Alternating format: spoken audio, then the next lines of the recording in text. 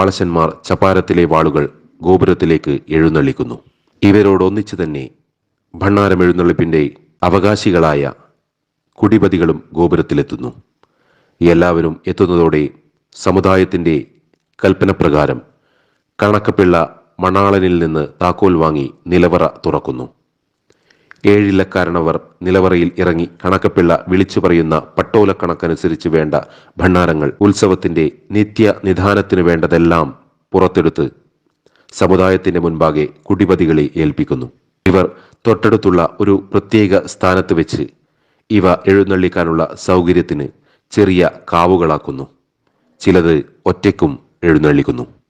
ഭണ്ണാരക്കാവുകൾ കെട്ടി ഒരുക്കങ്ങൾ പൂർത്തിയാവുന്നതോടെ ജന്മസമുദായത്തിന്റെ കൽപ്പന വാങ്ങി കണക്കപ്പിള്ള ഭണ്ണാരമെഴുന്നള്ളത്ത് തുടങ്ങാൻ സമയമായി എന്ന് അടിയന്തര യോഗത്തെ അറിയിക്കുന്നു. കണക്കപ്പിള്ളിയുടെ അറിയിപ്പോടെ ഓച്ചർ പാണി കൊട്ടുന്നു. പാണി പൂർത്തിയായാൽ സ്വർണം വെള്ളിപ്പാത്രങ്ങൾ എടുത്തവരിൽ ഏറ്റവും മുതിർന്നയാൾ മുൻപിൽ എന്ന ക്രമത്തിലും പാത്രക്കാവുകൾ അവർക്കു പിന്നിലും തിരുവാഭരണ ചെപ്പുകളുമായി പിണ്ടാലി നമ്പീശൻ തറവാട്ടുകാരും വെള്ളിക്കുത്തുവിളക്കുമായി ചെമ്പോട്ടിപ്പണിക്കരും വാളുകളുമായി വാളശന്മാരും ജന്മസമുദായത്തിന്റെ നേതൃത്വത്തിൽ വാദ്യാഘോഷങ്ങളോടെ അടിയന്തര യോഗവും ഗോപുരത്തിൽ നിന്ന് പുറപ്പെടുന്നു. ഇവർ ചിനച്ച് വയലിനക്കരെയുള്ള പൂതനാക്കൂൽ തറയിൽ എത്തുമ്പോൾ കീരോസ്വാമി അരിയെറിഞ്ഞ് വെറ്റില നൽകി അവരെ കൈപിടിച്ച് സ്വീകരിക്കുന്നു. ആൽത്തറ പ്രദക്ഷിണം വെച്ച് തൊഴുതിറങ്ങി വാദ്യാഘോഷങ്ങളോടെ പുറപ്പെടുമ്പോൾ ബിംബങ്ങൾ എഴുന്നള്ളിക്കേണ്ട ആനകളും ഇവർക്കൊപ്പം ചേരുന്നു. യാത്രയിൽ ഉടനീളം വലംതല, കുഴൽ, ഇലത്താളം, പാണി എന്നിവയാണ് വാദ്യങ്ങൾ. വാദ്യാഘോഷത്തോടെ ഈ ഘോഷയാത്ര ഓംകാരം മുഴക്കി കൊട്ടിയൂർ ലക്ഷ്യമാക്കി പ്രയാണം ആരംഭിക്കുന്നു. ഭക്തജനങ്ങൾ കാണിക്കയർപ്പിക്കുന്ന പെട്ടി അഥവാ പാത്രമാണ് സാധാരണ ക്ഷേത്രങ്ങളിൽ ഭണ്ണാരം എന്നറിയപ്പെടുന്നത്. എന്നാൽ ഇവിടെ കൊട്ടിയൂരിൽ പെരുമാളിന്റെ സ്വർണം, വെള്ളിപ്പാത്രങ്ങൾ, വിളക്കുകൾ, തിരുവാഭരണങ്ങൾ അടക്കം ചെയ്ത ചെപ്പ്, സ്വർണ രജത താലങ്ങൾ, പൂജാപാത്രങ്ങൾ എന്നു തുടങ്ങി ഗോപുരത്തിൽ നിന്ന് എഴുന്നള്ളിക്കുന്ന എല്ലാമാണ് ഭണ്ണാരങ്ങൾ. നെയ്യാട്ടം കഴിഞ്ഞ് അടുത്ത നാൾ ഇവയെല്ലാം മണത്തണ ഗോപുരത്തിൽ നിന്ന് വാദ്യമേളത്തോടെ ഘോഷയാത്രയായി അടിയന്തര യോഗത്തോടൊപ്പം അക്കരയ്ക്ക് എഴുന്നള്ളിക്കുന്നതാണ് ഭണ്ണാരമെഴുന്നള്ളത്ത്. ശീവേലി എഴുന്നള്ളിക്കുന്ന രണ്ടാനകളും ഭണ്ണാരത്തിൽ ഉൾപ്പെടുന്നു. അടിയന്തര യോഗം അകമ്പടി സേവിക്കുന്ന ഈ എഴുന്നള്ളത്ത് ഘോഷയാത്രയ്ക്ക് വാളശന്മാരാണ് അംഗരക്ഷകർ. ധാരാളം പ്രത്യേകതകൾ നിറഞ്ഞതാണ് ഈ ചടങ്ങ്. ഭണ്ണാര ഘോഷയാത്രയ്ക്ക് ഒരുങ്ങി നിൽക്കുന്ന സപ്തമാതാക്കൾ കരിമ്പനക്കൽ പള്ളിയറയിൽ നിന്ന് ഭഗവതിയുടെ അരുളപ്പാട് കേൾക്കുന്നതോടെ പുറപ്പെടുന്നതായാണ് സങ്കല്പം. ഗോപുരത്തിൽ നിന്ന് പാണികൊട്ടി പുറപ്പെടുന്ന ഭണ്ണാരമെഴുന്നള്ളത്തിന് 8 ദിക്കിൽ ദിക്പാണിയും 5 വാളാട്ടവും. ദിക്പാണി കൊട്ടുന്നത് ദിക്പാലകരോട് അനുവാദം വാങ്ങാനും അവരെ കൊട്ടിയൂരിലേക്ക് ആനയിക്കാനുമാണ്. വഴിയിലെ സങ്കല്പസ്ഥാനങ്ങളിൽ വാളശന്മാർ നടത്തുന്ന വാളാട്ടങ്ങൾ അവിടങ്ങളിലെ ദേവതാ ചൈതന്യങ്ങളെ വാളുകളിലേക്ക് ആവാഹിക്കുന്ന വൈദിക ചടങ്ങ്. ചില മന്ത്രങ്ങളോടെ വാളുകൾ ഉയർത്തിത്താഴ്ത്തി ക്ഷേത്ര ചൈതന്യങ്ങളെ വാളുകളിലേക്ക് ആവാഹിക്കലാണ് ഈ വാളാട്ടങ്ങൾ. ചന്തമ്മൻകുളം, പൊന്നേരിക്കുംപാല, മൂർച്ചിലക്കാവ്, മാണിക്കംചാൽ, ചുങ്കക്കുന്ന് എന്നിവിടങ്ങളിലാണ് വാളാട്ടം നടക്കുന്നത്. ദിക്പാണി കൂട്ടുന്നത് പൂതനാക്കൂൽ, ചന്തമ്മൻകുളം, പൊന്നേരിക്കുംപാല, ചാണപ്പാറ, മാണിക്കാംചാൽ, ആയോത്തുംചാൽ, ഗണപതിപുരം, ചുങ്കക്കുന്ന് എന്നീ 8 ഇടങ്ങളിലാണ്. കൊട്ടിയൂർ ലക്ഷ്യമാക്കി ഓംകാരത്തോടെ നീങ്ങുന്ന ഭണ്ണാരമെഴുന്നള്ളത്തിന് മണത്തണയ്ക്ക് കിഴക്ക് 8 നാഴിക അകലെയുള്ള ഗണപതിപുരത്താണ് ഭക്ഷണവും വിശ്രമവും. ഇവർക്കവിടെ ഭക്ഷണമൊരുക്കേണ്ടത് കൈതേരി നമ്പ്യാർ സ്ഥാനികനാണ്. അദ്ദേഹം ഗണപതിപുരം വലിയ നെൽവയലിൽ അവിൽ, പഴം, ശർക്കര, തേങ്ങ, ഇളനീർ എന്നിവ ഒരുക്കി വെക്കുന്നു.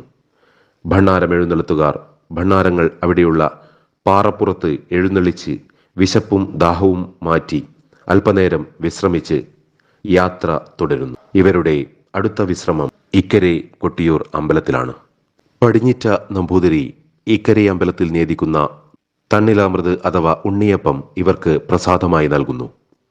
അപ്പവും പാനകവും കഴിച്ച് അല്പനേരത്തെ വിശ്രമത്തിന് ശേഷം ഭണ്ണാരമെഴുന്നള്ളത്ത് അക്കരയ്ക്ക് പുറപ്പെടും. ഇക്കരെ കൊട്ടിയൂർ അമ്പലത്തിലാണ്.